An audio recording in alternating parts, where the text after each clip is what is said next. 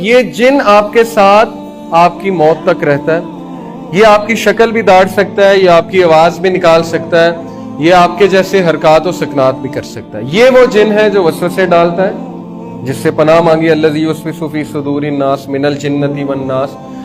اور یہی وہ جن ہے جو آپ کو برائی کی طرف اکساتا ہے, آپ کو جو ہے وہ تنگ کرتا ہے اور مختلف طریقوں سے آپ کو نقصان پہنچانے کی کوشش کرتا ہے. جو آؤٹ سائڈ جن ہے نا, باہر کا جن, اس کے لیے آپ کے اندر آنا, آپ کو نقصان پہنچانا بہت ہی مشکل ہے. اللہ تعالیٰ نے آپ کو نیچرل پروٹیکشن دی ہوئی ہے, اللہ تعالیٰ نے آپ کو فرشتوں کی پروٹیکشن دی ہوئی ہے حفاظت کے لیے. فرشتے ہر وقت آپ کی حفاظت کر رہے ہوتے ہیں. تو جو باہر کا جن ہے اس کے لیے اندر آنا آلموسٹ امپاسبل ہوتا ہے. ابن تیمیہ اس کے بارے میں لکھتے ہیں, انہوں نے جو کتاب لکھی تھی جنات کے بارے میں, اس میں وہ کہتے ہیں کہ دو حالت میں باہر کا جن اندر آنا اس کے لیے بڑا آسان ہو جاتا ہے, کیونکہ اس کے لیے دروازے کھل جاتے ہیں. دو حالت میں, ایک جب انسان خوشی میں آپے سے باہر ہو جائے, پاگل ہو جائے, دیوانہ ہو جائے اور پاگلوں کی طرح حرکتیں کرنے لگے, جیسے گورے کرتے ہیں نا, شراب پی کے آپے سے باہر ہو جاتے ہیں, پاگل ہو جاتے ہیں جشن میں, تب اس کے لیے دروازہ کھل جاتا ہے. دوسرا, جب انسان شدید غم کی حالت میں ہوتا ہے, بہت زیادہ غم کی حالت میں, اور بہت زیادہ روتا ہے, غم کرتا ہے, ڈپریشن کی حالت میں جاتا ہے, تب بھی اس کے لیے دروازہ کھل جاتا ہے اور تب بھی باہر کا جن جو ہے وہ اندر داخل ہو سکتا ہے. اسی لیے دیکھیں, یہ جو کالے جادو والے ہوتے ہیں, یہ جب جن کو بھیجتے ہیں نا, پہلے تو یہ آپ کے قارئین کے ساتھ ڈیل کرتے ہیں اور قارئین کے تھرو ہی نقصان پہنچاتے ہیں. لیکن اگر باہر کا کوئی طاقتور جن ہے جس سے نقصان پہنچانا ہے, تو وہ پہلے نا خواب دکھاتا ہے. وہ شیطان جو ہے پہلے آپ کو خواب دکھاتا ہے. اگر آپ اذکار کر کے نہیں سوئے تو خواب اس طرح کے ہوتے ہیں کہ وہ بڑے ڈسٹربنگ ہوتے ہیں, بہت ہی عجیب و غریب سے خواب ہوتے ہیں. آپ کو ایسی یادیں دکھاتا ہے, یا آپ کو دکھائے گا کہ آپ کے ماں باپ کی وفات ہو گئی ہے, یا آپ کو بہت ہی پخانہ, گندگی, شیر, سانپ, اس طرح کی چیزیں نظر آئیں گی, تاکہ آپ فل ڈسٹرب ہو جائیں. پھر جب وہ آپ خواب کسی کو بتاتے ہیں نا, گندا خواب, تو اس کو انرجی ملتی ہے, اس کو پاور ملتی ہے, اس کو طاقت ملتی ہے اس جن کو, کیونکہ وہ خوش ہوتا ہے کہ دیکھو میں نے اس کو نقصان پہنچایا, اب یہ دوسروں کو بتا رہا ہے, تو وہ تو پھولا نہیں سماتا. ایک صحابی کو ٹھوکر لگی تو انہوں نے کہا کہ شیطان نے لگوا دی, تو نبی صلی اللہ علیہ وسلم نے کہا کہ نہیں, تم کہو بسم اللہ, کیونکہ تم یہ کہو گے تو وہ پھولا نہیں سمائے گا, بسم اللہ کہو گے تو وہ سکڑ کے مکھی کی طرح ہو جائے گا. اس لیے اس کو کریڈٹ نہیں دینا چاہیے, برے خواب کو نہیں بتانا چاہیے. ہاں اگر ضرورت ہے تو کسی نیک آدمی کو, کسی راکی کو, ایسے ایکسپرٹ کو بتائیں, لیکن ہر ایک کو بتاتے نہ پھر اس کو زائل کر دیں. اعوذ باللہ پڑھ کے 3 بار یہاں پہ اسپٹ کر کے, تھوک کر اس کو زائل کر دیں. تو یہ باہر کا جن, اس کے لیے اندر داخل ہونا بہت مشکل ہے. میں مزید آپ کو بتاؤں گا, لیکن ابھی حدیث کی طرف واپس آتے ہیں. بیسیکلی یہ جن آپ کے ساتھ ہے, اور یہ قرین ہے, ایول کمپینین یعنی کہ برا ساتھی, اور یہ آپ کے ساتھ موت تک رہتا ہے. اب اس کی عمر بہت لمبی ہوتی ہے, جب آپ وفات پا جاتے ہیں تو ضروری نہیں کہ یہ بھی وفات پا جائے. اور میں نے ایک راکی ہیں بہت بڑے, ان کو یہ کہتے سنا ہے کہ یہ والا جن جو ہے جب مردے کو جلاتے ہیں تو یہ طاقتور ہوتا ہے, کیونکہ آگ کا بنا نا, جنات آگ کے بنے. اب ہندو جو ہے وہ ظاہر ہے مردوں کو جلاتے ہیں تو ان کا قرین طاقتور ہوتا ہے. اور مزید لکھا گیا اس کے بارے میں کہ اگر پھانسی دیں تو یہ بھی مر جاتا ہے. اب پتہ نہیں, واللہ عالم, حدیث نہیں ہے, لیکن اس طرح کی باتیں میں نے پڑھی ہیں کہ اگر کسی کو پھانسی دیں تو یہ جن بھی مر جاتا ہے اس کے ساتھ, یا گردن اڑا دیں کسی کی تو یہ جن بھی اس کے ساتھ مر جاتا ہے. خیر, یہ جن آپ کی شکل بھی داڑ سکتا ہے, آپ کی آواز بھی نکال سکتا ہے, اس لیے بہت خطرناک ہے. قال قرینہ ربنا ما اطغیتہ ولکن کان فی ضلال بعید. قرآن کی آیا ہے سورہ کاف آیت نمبر 27. قال قرینہ, اس کا ہم نشین کہے گا قیامت والے دن کہ اے ہمارے رب, میں نے اسے گمراہ نہیں کیا تھا, بلکہ خود ہی دور دراز کی گمراہی میں تھا. وہ معصوم بن جائے گا قیامت والے دن, وہ کہے گا کہ میں تو صرف آئیڈیا دیتا تھا, میں تو صرف اسے برائی کی طرف اکساتا تھا, اصل میں کرنے والا یہ خود تھا. اور اصل بات یہی ہے, اس کا بس نہیں ہے, اس کا بس صرف اتنا ہے کہ وہ آپ کو ایک وسوسہ پھینکے گا, آپ کو ایک آئیڈیا دے گا. اب آپ کی ذمہ داری ہے کہ آپ اس کو طاقتور کرتے ہیں کہ کمزور کرتے ہیں, کیونکہ ہماری لڑائی اس کے ساتھ ہے. ابن مسعود رضی اللہ عنہ کے بارے میں آتا ہے صحیح روایت میں کہ ایک بار ان کا قرین ان کے سامنے آ گیا اور بالکل ویسی شکل تھی, تو وہ بڑا حیران ہوئے. انہوں نے کہا کہ تم کون ہو؟ تو اس نے کہا کہ میں آپ کا ہم نشین ہوں. لیکن وہ بڑا کمزور تھا اور بالکل ہی مرنے والا تھا. تو ابن مسعود نے پوچھا کہ تم اتنے کمزور کیوں ہیں؟ تو اس نے کہا کہ آپ کے اعمال نے مجھے کمزور کر دیا. تو یہ ہمارے اعمال ہیں. اب کن عمل سے, کن اعمال سے یہ جو ہے اس کو خوراک ملتی ہے, اس کو پاور ملتی ہے؟ دیکھیں, اب یہ چیز بھی ہمیں سمجھ لینی چاہیے کہ رسول اللہ صلی اللہ علیہ وسلم نے فرمایا کہ بائیں ہاتھ سے نہیں کھانا چاہیے، ایسے ہی ہے، کیونکہ بائیں ہاتھ سے کون کھاتا ہے؟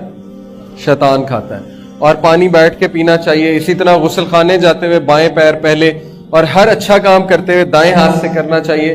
کپڑے پہنتے ہوئے پہلے دائیں طرف سے پہننا چاہیے، جوتی پہنتے ہوئے دائیں طرف سے. یہ جو ساری باتیں ہیں جن کو ہم بہت زیادہ ایزی لیتے ہیں اور بہت زیادہ اگنور کرتے ہیں، ان کی بڑی اہمیت ہے، کیونکہ رسول اللہ صلی اللہ علیہ وسلم کو پتا تھا کہ ہمارے لیے کیا بہتر ہے اور جنات کا افیکٹ کیسے ڈیکریز ہوگا. تو یہ جن کی خوراک وہی ہے جو ہم غلط ملت جو ہے چیزیں کھاتے ہیں یا بائیں ہاتھ سے کھاتے ہیں، یا ہم کوئی برا کام کرتے ہیں تو اس کو بہت زیادہ خوراک ملتی ہے. اور موسیقی اس کی بہت بڑی خوراک ہے، موسیقی سے یہ بہت زیادہ گرو کرتا ہے. اور ظاہر ہے اس طرح کی چیزیں جو نہیں دیکھنی چاہیے، غلط قسم کی، ان چیزوں پہ نظر پڑے گی تو ظاہر ہے وہ ساری اس کی خوراک ہے، گندگی اس کی خوراک ہے. تو جتنا ہم خوراک دیتے جائیں گے اتنا ہی ہم پہ حاوی ہوگا، اور جب ہی ہم پہ حاوی ہوگا تو پھر برائی کی طرف بھی اکسائے گا اور بہت زیادہ تنگ کرے گا. لیکن جتنے ہم اذکار کریں گے، وضو میں رہیں گے، اتنا اس کی خوراک جو ہے وہ کم ہوتی جائے گی اور یہ کمزور ہوتا جائے گا. یہ تو ہو گیا ثابت قرین کی موجودگی کہ وہ ہمارے ساتھ ہے. افریت کا ذکر بھی جو ہے وہ کہاں پہ آیا؟ سورہ نمل میں. وہ جو واقعہ ہے حضرت سلیمان علیہ السلام کا. افریت اصل میں ایک بہت ہی طاقتور جن کا قبیلہ ہے، اور یہاں کے تمام جن افریت کہلاتے ہیں، اور ان کی عمر بہت لمبی ہوتی ہے اور یہ بہت ہی طاقتور ہوتے ہیں. دیکھیں کیا آتا ہے سورہ نمل میں، قال عفریت من الجن انا اتیک به قبل ان تقوم من مقامک. کیا کہا تھا عفریت نے حضرت سلیمان علیہ السلام کو کہ میں لے آؤں گا ملکہ سبا کا تخت جب تک یہ محفل برخاست نہیں ہو جاتی. تو پھر ایک انسان نے کہا تھا کہ میں کب لاؤں گا؟ شاباش بتائیں. آنکھ جھپکنے سے پہلے، آپ کی پلک جھپکنے سے پہلے میں لے آؤں گا. تو اس کا مطلب انسان جن سے طاقتور ہے. لیکن بہرحال افریت وہاں پہ موجود تھا، افریت قبیلے کا جن، اور اس نے کہا کہ میں لے آؤں گا. اب یہ جو افریت ہے اس کے بارے میں بھی بہت سی باتیں مشہور ہیں. یوٹیوب پہ ایک ویڈیو ہے، شیخ رقیہ کر رہے ہوتے ہیں. ایک بڑے مشہور شیخ ہیں ابو رقیہ، ان کا یہ کنیت ہے ابو رقیہ. ان کی آپ ویڈیوز دیکھیں تو وہ ایک عورت میں نا جن نکالتے ہیں، جن حاضر ہو جاتا ہے. ظاہر ہے کچھ صورتیں پڑھتے ہیں، جن جو ہے حاضری دے دیتا ہے. تو وہ اس سے پوچھتے ہیں تو کون ہے؟ وہ کہتا ہے کہ میں افریت قبیلے سے ہوں. تو انہوں نے کہا کہ تم کہاں تھے؟ اس نے کہا کہ میں انڈیا میں ایک دربار پہ تھا. تو وہ بڑا حیران ہوتے، کہتے ہیں تو دربار پہ کیا کر رہا تھا؟ اس نے کہا کہ اصل میں ہمارا جو خدا ہے نا، اور پھر وہ اپنے خدا کی نا بہت زیادہ تعریفیں کرنے لگتا ہے، جیسے ہم اللہ تعالیٰ کی بہت تعریف اور ہم بیان کرتے ہیں، وہ اس طرح نا اس کی تعریفیں بیان کرنے لگتا ہے. تو وہ اصل میں ابلیس کی بات کر رہا تھا کہ ہمارا خدا جو ہے وہ ابلیس کی بات کر رہا تھا. تو اس نے کہا کہ اصل میں ہمارا جو خدا ہے نا وہ ہماری ڈیوٹیاں اسائن کرتا ہے، ہماری ڈیوٹیز لگاتا ہے کہ فلانے مندر پہ تم چلے جاؤ، فلانے مندر پہ تم چلے جاؤ. تو وہ کہتے ہیں کہ تم ڈیوٹیاں کیوں لگاتا ہے وہ تمہاری، تم وہاں پہ کیا کرتے ہو؟ تو اس نے کہا کہ ہم لوگوں کو بیوقوف بناتے ہیں. لوگ آتے ہیں، پھل لے کر آتے ہیں، دودھ لے کر آتے ہیں، پھل ہم ہی کھاتے ہیں، دودھ بھی ہم پیتے ہیں. وہ سمجھتے ہیں کہ بت کر رہا ہے اور وہ اس کو معجزہ سمجھتے ہیں، اور پھر جو ہے وہ دعائیں مانگتے ہیں، وہ شرک کرتے ہیں وغیرہ وغیرہ. تو یہ ساری سائنس ہے اور قرآن میں یہ چیز موجود ہے. اللہ تعالیٰ کہتے ہیں کہ کیا میں نے تمہیں نہیں کہا تھا کہ ابلیس اور اس کی اولاد کی پوجا مت کرنا، اس کی عبادت مت کرنا. یہ سورہ یاسین کی آیت ہے. تو واقع ہی لوگوں سے اپنی عبادت کرواتے ہیں، جیسے کہ اس ویڈیو میں اس نے بتایا کہ ہم مندر پہ ہوتے ہیں اور وہاں پہ ہماری ڈیوٹیاں لگی ہوتی ہیں کہ لوگوں کو بیوقوف بناؤ.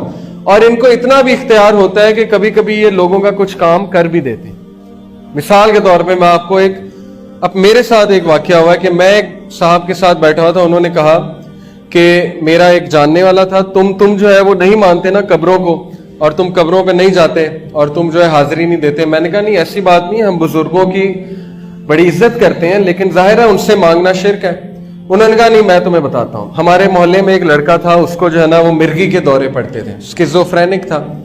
تو اس کو مرگی کے دورے ایسے پڑتے تھے کہ وہ بیٹھے بیٹھے کانپنے لگ جاتا تھا اور پاگل ہو جاتا تھا اور باولا تھا اور منہ سے تھوک نکلتی تھی، جھاگ نکلتی تھی. تو ڈاکٹر نے جواب دے دیا. تو ایک پیر صاحب نے کہا کہ آپ اس کو نا فلانی قبر پہ لے جائیں اور وہاں لے جا کے نا یہ جھاڑو دے بابا جی کی قبر پہ اور صفائی کرے اور وہاں جا کے دعا مانگے تو یہ بالکل ٹھیک ہو جائے گا. تو انہوں نے کہا تم مانتے نہیں. وہ وہاں پہ گیا، اس نے جھاڑو دی، اس نے جو ہے دعا کی، وہ ٹھیک ہو گیا. تو میں نے کہا اس کا کیا مطلب ہے؟ کہتے اس کا مطلب ہے کہ قبروں پہ جانا چاہیے اور وہاں پہ جا کے دعا بھی کرنی چاہیے. میں نے کہا نہیں، اس کا مطلب